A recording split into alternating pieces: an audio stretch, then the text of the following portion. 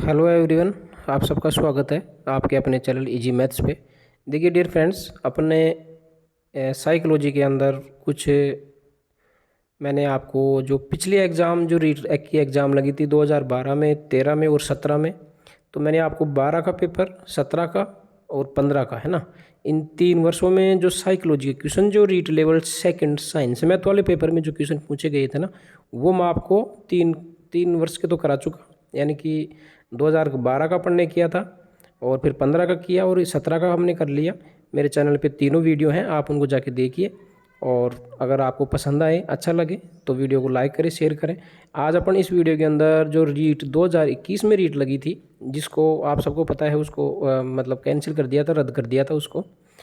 उस रीट के अंदर साइंस में का जो पेपर था लेवल सेकंड का, उसमें कैसे प्रश्न आए थे। और एक बात मैं आपको और क्लियर कर दूं कि इस चैनल पे देखिए फ्रेंड्स, आपको मेनली तो क्या है, साइंस मैथ का ही मैं, क्योंकि मैं स्वयं खुद स्टूडेंट में साइंस मैथ कर रहा हूँ, तो मैं इस चैनल पे आपको मैक्सिमम कंटेंट मैथ और साइंस के रिगार्डिंग ही प्रोवाइड करवा पाऊँगा। क्योंकि हालांकि थर्ड ग्रेड के लिए जो थर्ड ग्रेड के अंदर जो कॉमन टॉपिक हैं, जैसे राजस्थान जी के नया टॉपिक जुड़ा है और भी बहुत सारे टॉपिक हैं छोटे छोटे, वो मैं आपको सारे करवाऊँगा, ठीक है। लेकिन थर्ड ग्रेड में तो लगभग मैं साइंस मैथ वालों के लिए पूरा का पूरा सिलेबस इस पे करवाऊँगा। और लेकिन जो रीट के अंदर जो लैंग्वेज आती है ना, भाषाएं, उनको छोड़कर रीट का भी मैं आपको जितना हो पा रहा है मेरे से, मैं आपको दे रहा हूँ। आप को अगर चीज़ें पसंद आ रही हैं, समझ आ रही हैं, तो आप वीडियो को लाइक शेयर करें, चैनल को सब्सक्राइब ज़रूर करना, ठीक है। तो अपन चलो आज देखते हैं 2021 के पेपर में साइकोलॉजी के कैसे प्रश्न आए थे। ये उत्कर्ष द्वारा मतलब एक पीडीएफ बनाई हुई थी, तो मैंने सोचा आपको ये दे दिया जाए। तो देखो इसका फर्स्ट क्वेश्चन देखते हैं अपन बिना टाइम खराब करे हुए। तो देखो, अल्बर्ट बंडूरा मनोवैज्ञानिक थे। अल्बर्ट बंडूरा के अनुसार निरीक्षणात्मक अधिगम हेतु 4 परिस्थितियां आवश्यक हैं। तो ये परिस्थितियां का जो क्रम है, यानी कि इनका सही ऑर्डर कौन सा है, तो ऑप्शन नंबर सी इसका सही हो जाएगा। सबसे पहले अवधान, फिर धारणा, फिर पुनरुत्पादन और फिर अनुप्रेरणा या अभिप्रेरणा भी कह सकते हैं इसको। तो यानी कि सबसे पहले अवधान का मतलब ध्यान करना, है ना। सबसे पहले आपका अवधान आएगा, लास्ट में आएगा अनुप्रेरणा या अभिप्रेरणा। ये 2 चीज़ें याद रखिए आप, ठीक है। सेकंड क्वेश्चन है, सिगमंड फ्राइड के अनुसार अचेतन मन की विशेषताओं को ज्ञात करने की सर्वाधिक उपयुक्त विधि कौन सी है, तो स्वप्न विश्लेषण, ठीक है। स्वप्न विश्लेषण इसका सही आंसर हो जाएगा। क्वेश्चन नंबर 3 है आपका फ्रेंड्स, एच डी का अर्थ क्या होता है। तो एच डी का जो अर्थ होता है ना, वो होता है ध्यान विकार वाले बालक। एच डी का अर्थ A D H D, sorry, A D H D, ठीक है। ध्यान विकार वाले बालकों को ए डी एच डी विकार वाले समूह के अंदर रखा जाता है, कहने का मतलब। चौथा प्रश्न है, एक परीक्षण जो व्यक्ति की किसी एक या अधिक क्षेत्रों में उसकी विशेषताओं और कमियों को व्यक्त करने के लिए बनाया जाता है, वो क्या कहलाता है, तो वो होता है निदानात्मक परीक्षण, ठीक है। यानी कि कोई भी बच्चा हो, चाहे कोई व्यक्ति हो, उसकी एक या अधिक क्षेत्रों में उसके अंदर क्या तो विशेषताएं हैं और क्या उसके अंदर कमियां हैं, इनका पता लगाने के लिए निदानात्मक परीक्षण किया जाता है। नेक्स्ट क्वेश्चन है 5वां, भारतीय संविधान में कौन से संशोधन द्वारा शिक्षा का अधिकार सम्मिलित किया गया, तो वो हो जाएगा 86वां संशोधन, है ना। भारतीय संविधान के 86वें संशोधन द्वारा ये आरटीई जोड़ा गया। नेक्स्ट क्वेश्चन है आपका 6, शिक्षा के अधिकार अधिनियम आरटी 2009 में शिक्षक के लिए प्रति सप्ताह न्यूनतम कार्य घंटों की संख्या क्या है, तो ये 45 घंटे, ठीक है। ये मैंने आपको आरटी 2009 का टॉपिक कुछ शॉर्ट्स नोट्स के रूप में मैंने आपको चैनल पे करवा भी दिया है, आप देख सकते हैं। 7वां प्रश्न देखिए, एक विद्यालय के प्रधानाचार्य द्वारा विद्यार्थियों की विभिन्न संवेगात्मक समस्याओं के कारण पहचानने व उनको दूर करने के हेतु कौन सा अनुसंधान किया जाता है, तो ये आप सबको पता है, क्रियात्मक अनुसंधान किया जाता है। नेक्स्ट क्वेश्चन है आपका 8वां, कि निम्नलिखित में से कौन सा सिद्धांत परिणामों द्वारा सीखने से संबंधित है, तो वो है क्रिया प्रसूत का सिद्धांत। अगर आप परिणामों के द्वारा सीखने का मतलब क्रिया प्रसूत सिद्धांत है ये, और ये आपका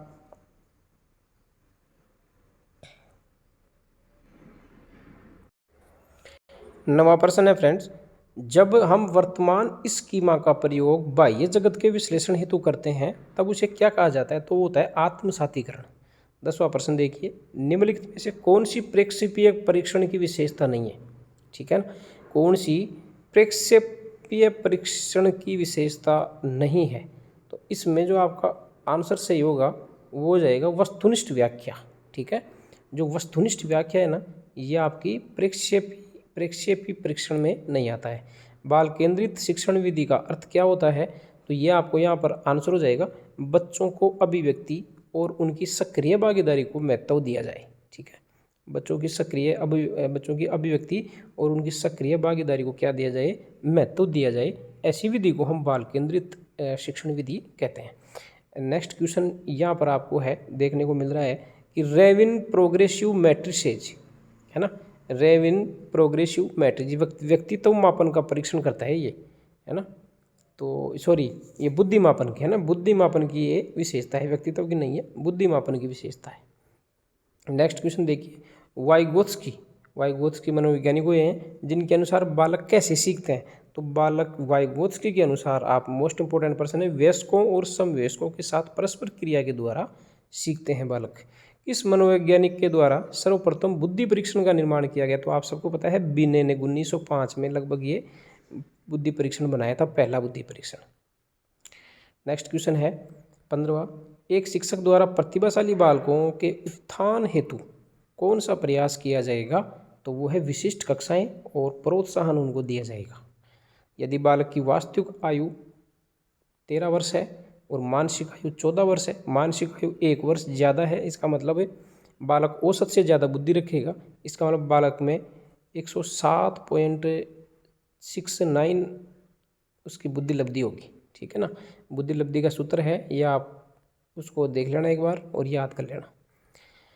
सीखने का क्लासिकल कंडीशनिंग सिद्धांत, सीखने का क्लासिकल कंडीशनिंग सिद्धांत किसने दिया था, पावलोव ने, है ना, मनोवैज्ञानिक हुए थे पावलोव, उन्होंने दिया था एक क्लासिकल कंडीशनिंग सिद्धांत। नेक्स्ट क्वेश्चन है 18वां, बाल अपराध का क्या कारण है, तो बाल अपराध देखो समृद्ध परिवार नहीं, अगर परिवार समृद्ध रहेगा तो बाल अपराध नहीं होगा। परिवार में आपस की सहमति से कार्य करना, ये भी पॉजिटिव आंसर है। परिवार के सदस्यों का सहानुभूतिपूर्ण व्यवहार, तो इससे भी बाल अपराध नहीं पनपेगा। तो बाल अपराध का जो मेन कारण हो जाएगा वो जाएगा माता पिता की अनबन, अगर परिवार में ऐसा रहेगा तो बालक अपराध के ज़्यादा शिकार हो जाएंगे। 19वां प्रश्न है, बालकों के मुफ्त एवं अनिवार्य शिक्षा अधिनियम 2009 में निम्न में से किस पर ध्यान नहीं दिया गया, तो यहाँ पर आंसर हो जाएगा 14 वर्ष के पश्चात शिक्षा की व्यवस्था इसके अंदर नहीं है। बाकी देखो अध्यापकों को परीक्षण देना, गुमतु बालकों के परिवेश को सुनिश्चित करना, एकेडमिक कैलेंडर बनाना, ये तीनों चीज़ें आती हैं इसके अंदर। नेक्स्ट क्वेश्चन है आपका यहाँ पर 20वां कि निम्न में से कौन सा चरण शोध को क्रियात्मक अनुसंधान बनाता है, तो यहाँ पर जो मेन आंसर हो जाएगा वो जाएगा, देखो आंसर तो ये सामान्यीकरण भी है, उपकल्पनाओं का निर्माण भी है। क्रियात्मक अनुसंधान में ये दोनों चरण शामिल हैं, लेकिन ये क्या कह रहा है, कौन सा चरण शोध को क्रियात्मक अनुसंधान बनाता है, तो वो है प्रोग्राम का क्रियान्वयन और मूल्यांकन करना, इंपॉर्टेंट है इसके अंदर। NCF 2005 में कला शिक्षा जोड़ने का क्या उद्देश्य है, तो ये आंसर हो जाएगा सांस्कृतिक विरासत की सराहना करना। 22वां प्रश्न है, विकास कभी न समाप्त होने वाली प्रक्रिया है, यह विचार किससे संबंधित है, तो यह है निरंतरता, यानी कि कभी समाप्त नहीं होता है विकास, यानी कि निरंतर चलता रहता है, तो यह निरंतर के सिद्धांत को व्यक्त करता है। 23वां प्रश्न देखिए, निम्नलिखित में से कौन सा बुद्धि का घटक नहीं है, तो यहाँ पर देखो तार्किक चिंतन करना बुद्धि का ही घटक है, स्मृति मतलब याद रखना बुद्धि का घटक है, अनुभवों से सीखना ये भी बुद्धि है, व्यावसायिक रुचियाँ यानी कि आपका काम करने की जो आपकी रुचि है ना, ये बुद्धि से रिलेटेड नहीं है। 24वां प्रश्न है, निम्नलिखित में से बालक की कौन सी प्रक्रिया मनोगत्यात्मक नहीं है। मनोगत्यात्मक का मतलब शारीरिक और मन और शरीर दोनों उसमें काम में मतलब आने चाहिए, वो मनोगत्यात्मक है। देखो खेलने में दोनों चीज़ें काम में आती हैं, गेंद फेंकना, लिखना, लेकिन सोचने में सिर्फ मानसिकता पे डिपेंड करता है, मानसिक स्थिति पे डिपेंड करता है। मनोगत्यात्मक, मन का मतलब मन, गत्यात्मक शरीर से, इसका मतलब शरीर है ना। तो 25% देखेंगे, व्यक्तित्व को मापने के लिए 16 PF प्रश्नावली जो दी थी, 16 एक फैक्टर की प्रश्नावली दी थी कैटल ने, तो इसका आंसर हो जाएगा RB कैटल। 26वां प्रश्न है, निम्नलिखित में से कौन सी विशेषता प्रतिभावान बालकों की है? तो यहाँ पर देखो, वह बहुत ही तुनक मिजाजी होते हैं, ये भी गलत है, प्रतिभावान बालकों की विशेषता नहीं होती है ये। वह रस्मी व्यवहार करता है, जैसे हाथ थपथपाना, हिलाना, नहीं ये भी नहीं है, ये तो डिसेबिलिटी वाले बालकों में होता है। वह आक्रामक और कुंठित हो जाता है, नहीं। आंसर एक सही होगा, यदि कक्षा की गतिविधियां अधिक चुनौतीपूर्ण नहीं होती है ना, तो वो कम प्रेरित अनुभव करता है और ऊब जाता है। यानी कि प्रतिभावान बालक जो होते हैं उनको कक्षा में चुनौतीपूर्ण कार्य करना ज़्यादा पसंद होता है। अगर ऐसा नहीं हो तो बच्चे मतलब ऊब जाते हैं, है ना, थक जाते हैं, उनका इंटरेस्ट खत्म हो जाता है। 27वां प्रश्न है, विशेष आवश्यकता वाले बालक, स्पेशल नीड वाले जो चाइल्ड होते हैं को शामिल करना शिक्षण के प्रति दृष्टिकोण, विषय वस्तु और धारणा परिवर्तन की अपेक्षा रखता है। आंसर ये सी ऑप्शन सी हो जाएगा। समस्या समाधान नहीं है, निम्न में से कौन सा समस्या समाधान नहीं है, तो यह आपको बताना है यहाँ पर। तो इसका जो आंसर हो जाएगा फ्रेंड्स, वो हो जाएगा आपका संगीत संबंधी योग्यता के बारे में। संगीत संबंधी योग्यता के बारे में देखो, समस्या समाधान नहीं है। लक्ष्योन्मुखी ये समस्या समाधान है, एक कौशल है जो सीखा जा सकता है और जिसका अभ्यास किया जा सकता है। समझ और कमी चरणों के प्रयोग पर आधारित है, तीनों समस्या समाधान के चरण है। बाकी संगीत संबंधी योग्यता के बारे में जानना ये कोई समस्या समाधान नहीं है, ठीक है। नेक्स्ट क्वेश्चन देखेंगे, 29वां सेकंड लास्ट क्वेश्चन है, प्रासंगिक अंतर्बोध परीक्षण व्यक्तित्व को मापने की विधि है। ये आत्मनिष्ठ है या प्रेक्षेपणीय है या वस्तुनिष्ठ है? इनमें से आपको बतानी है कि जो प्रासंगिक अंतर्बोध परीक्षण व्यक्तित्व मापने की जो ये विधि है किस प्रकार की विधि है। तो इसका जो आंसर हो जाएगा फ्रेंड्स, वो हो जाएगा ये प्रेक्षेपणीय विधि है, ठीक है, प्रेक्षेपणीय। निम्नलिखित में से कौन सा सृजनात्मकता की ओर ले जाता है? यानी कि कौन सा चिंतन ऐसा है जो हमें क्रिएटिविटी बनाता है ना, हमें क्रिएटिव बनाता है, क्रिएटिविटी को ज़्यादा बढ़ावा देता है, ऐसा चिंतन आपको बताना है। तो वो आंसर हो जाएगा आपका अपसारी चिंतन। अपसारी चिंतन को हमें सृजनात्मक चिंतन भी कहते हैं। तो ऑप्शन नंबर सी सही हो जाएगा।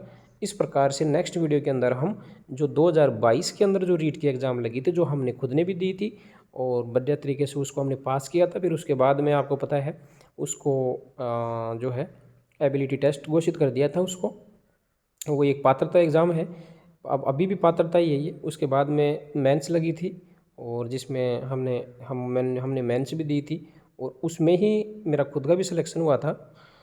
तो जैसे ही अपने रीट की एग्ज़ाम 27-28 तारीख को कंप्लीट हो जाती है, तो फिर अपन 3rd ग्रेड के लिए सिस्टमेटिक तरीके से साइंस मैथ वाले के लिए स्पेशली, है ना। हालांकि उसमें राजस्थान जी के तो सभी सब्जेक्ट वाले अभ्यर्थी पढ़ सकते हैं, ऐसा कुछ भी नहीं है, लेकिन स्पेशली मैं साइंस मैथ के लिए 3rd ग्रेड का पूरा कोर्स यहाँ पर कराने का प्रयास करूँगा। इसके अलावा फ्रेंड्स, अगर आपके कॉन्टैक्ट में अगर 10th क्लास वाले बच्चे हों तो उनको भी आप सजेस्ट कीजिए, क्योंकि मैं अभी 10th क्लास के लिए लगभग 15 दिन शेष रहे हैं एग्ज़ाम के, बोर्ड एग्ज़ाम के। तो उनके लिए भी मैं लगभग 8-10 मॉडल पेपर इसी चैनल पे कराने की कोशिश करूँगा। तो आप उनको भी सजेस्ट कीजिए। बस, वीडियो देखने के लिए थैंक यू। वीडियो अगर पसंद आता है तो आप चैनल को सब्सक्राइब ज़रूर करें।